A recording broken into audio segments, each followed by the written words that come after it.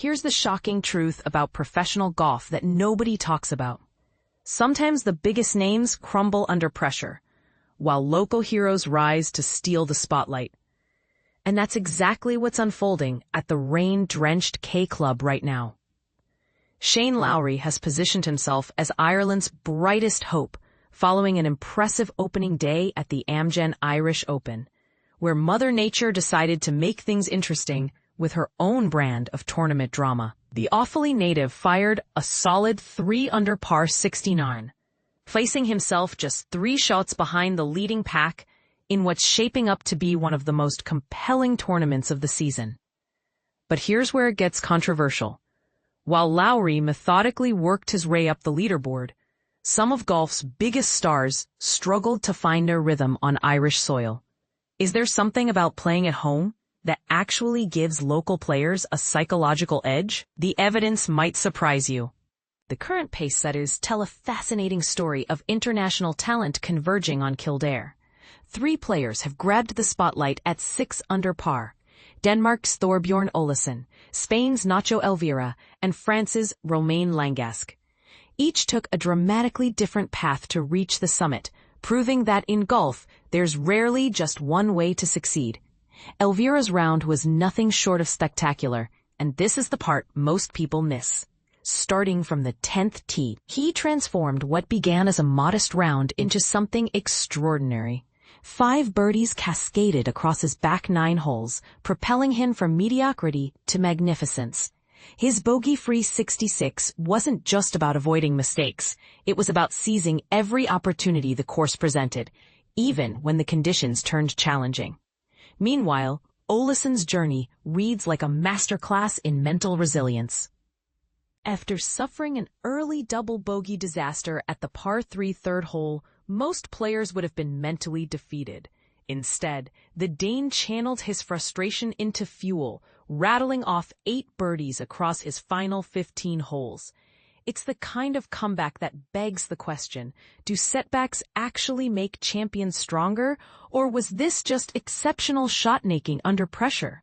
Langasque's approach was more methodical, but equally effective. 7 birdies punctuated by just a single dropped shot resulted in his own 66, demonstrating that consistency often trumps brilliance in professional golf. The Frenchman's steady accumulation of red numbers proves that patience and precision can be just as devastating as fireworks. Here's something that might spark debate. South African Xander Lombard still has the opportunity to create a 4-way tie at the top when play resumes. Sitting at 5 under with his final hole remaining due to fading light, Lombard embodies the unpredictable nature of tournament golf. Will the overnight break help or hurt his momentum? It's a psychological puzzle that even sports scientists struggle to solve. The chasing pack includes some intriguing names at 5 under.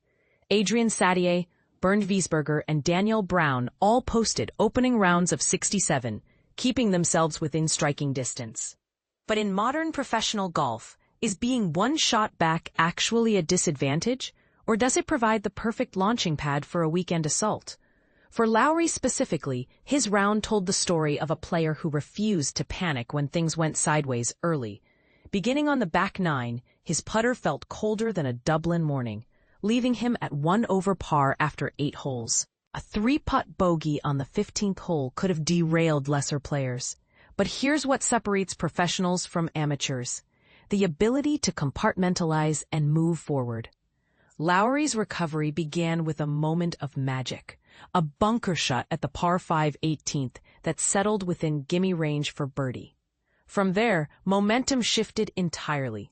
Additional birdies on the 4th, 6th, and 9th holes, the final one courtesy of a pressure-packed 14-footer, elevated him to 3 under par and a tie for 12th position. "I played pretty nice," Lowry explained to RTE Sport, displaying the understated confidence that characterizes many Irish athletes. "I was 1 over through 8, but I had to remind myself I was hitting the ball well and giving myself chances. I just made a sloppy bogey on 1 hole, the 15th. Other than that, I finished nice, but I feel like I played really nice today." His post-round analysis revealed something crucial about professional golf psychology. "Gave myself some chances. hit the ball well, and hold a couple of putts at the end, which is really nice. Notice how he emphasized process over results, a mindset that often separates consistent performers from one-hit wonders. The weather conditions added another layer of complexity to an already challenging venue. Intermittent heavy downpours transformed the K-Club into a different beast entirely, something Lowry acknowledged with typical Irish pragmatism. It was a beautiful morning, a bit chilly, typical September morning in Ireland, he continued. The course was very soft, and it was very hard to get the ball close to the hole. Spin control was really difficult, and there was a lot of backpins. This weather analysis reveals something fascinating about course setup and scoring conditions. Lowry noted, "That's probably why the scoring is not ridiculously low, but I'm pretty happy with my 3 under. It raises an interesting question. Do softer conditions actually make golf harder or easier? The conventional wisdom says softer greens should help players attack pins, but spin control becomes exponentially more difficult. The contrast with his playing partner Brooks Koepka was stark and telling. The 5-time major champion managed just a 1 under par 71, following a completely different trajectory throughout the round. Koepka's experience at major championships couldn't overcome whatever struggles he faced on Irish soil, proving that golf's democracy extends even to the game's biggest stars. But here's where the story gets really controversial. Rory McIlroy's performance might be the most telling of all. Also finishing at 1 under par, the Northern Irishman's round was a study in missed opportunities and frustrating finishes. After reaching 3 under par through his outwib 9 with 4 birdies, bogeys on 2 of his final 3 holes sent him tumbling out of contention. McIlroy's post-round comments revealed another layer of tournament politics that fans rarely consider. He expressed frustration about being put on the clock early in his round, claiming it left him feeling rushed for the remaining 12 holes. This raises a provocative question. Should slow play penalties be enforced more strictly, or do they actually hurt the quality of golf we see? Among the Irish contingent, 24-year-old Alex Maguire from Laytown provided one of the day's most compelling storylines. The Challenge Tour regular briefly held the distinction of leading Irish player after reaching 4 under par through 15 holes. However, golf's cruel nature struck when he pushed his drive into the water at the 7th hole, resulting in a double bogey that highlighted the thin line between triumph and disaster in professional golf. Maguire's journey's 6 birdies, offset by that one costly mistake, embodies everything beautiful and brutal about tournament golf. With his final hole remaining when play resumes, he'll face the psychological challenge of overnight reflection on what might have been.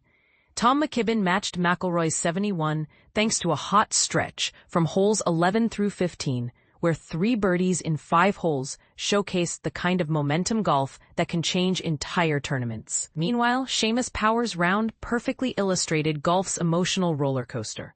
3 under after 10 holes, then a stuttering back 9 that brought him back to even par. The veteran contingent struggled more noticeably. Padraig Harrington, the 2007 champion and 3-time major winner, managed just 1 birdie on the par 5 18th on his way to a disappointing 2 over par 74. For a player of Harrington's caliber, such putting struggles raise questions about whether age eventually defeats even the most accomplished professionals. Amateur John Doyle's experience perfectly captured the emotional whiplash of competitive golf. Dream birdies on his opening 2 holes gave way to 3 consecutive bogeys late in his round, dropping him to 2 over par. It's the kind of experience that either builds character or breaks spirits, and only time will tell which category Doyle falls into. At the bottom of the Irish leaderboard, Connor Purcell's 76 and Max Kennedy's 78 serve as reminders that professional golf shows no mercy, regardless of nationality or local support. And this is the part most people miss. Tournament golf isn't just about individual scores. It's about the psychological warfare happening between players, the mental battles with course conditions, and the constant tension between aggressive play and conservative strategy. So here's my controversial take. Is Shane Lowry actually better positioned than the leaders right now? Think about it. He's close enough to strike, but without the pressure of defending a lead. The leaders will wake up tomorrow knowing they have targets on their backs, while Lowry can play with the freedom that comes from chasing. What do you think? Does starting behind actually provide a psychological advantage in professional golf? Are the weather conditions going to favor local knowledge over international talent? And most importantly, can Lowry channel the energy of Irish crowds to mount a serious challenge for his second Irish Open title? The next 3 days will answer these questions, but one thing's certain, this tournament is far from decided. Share your predictions below.